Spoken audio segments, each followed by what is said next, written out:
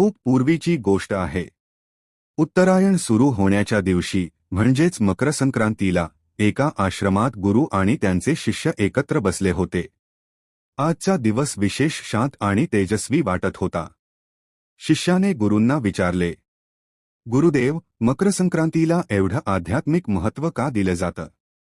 गुरु हळूच हसले आणि म्हणाले, बाळा, आज सूर्य आपला मार्ग बदलतो.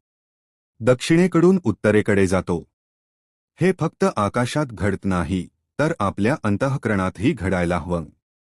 गुरूंनी आश्रमातील दिवा पेटवला आणि म्हणाले, जसं सूर्य अंधार सोडून प्रकाशाकडे जातो, तसंच माणसाने अज्ञान, अहंकार आणि द्वेष सोडून ज्ञान, नम्रता आणि प्रेमाकडे जायचं असतं.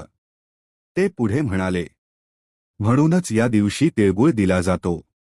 तीळ म्हणजे कडू अनुभव आणि गूळ म्हणजे गोडी.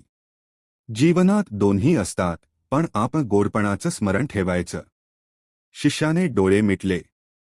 त्याला जाणवलं, काळी वस्त्रे म्हणजे अंधार नव्हे, तर अंधार शोषून घेणारी शक्ती आहे.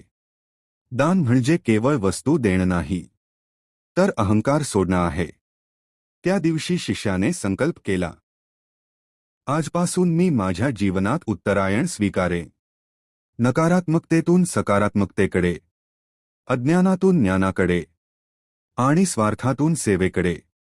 गुरु म्हणाले, हीच खरी मकर संक्रांती.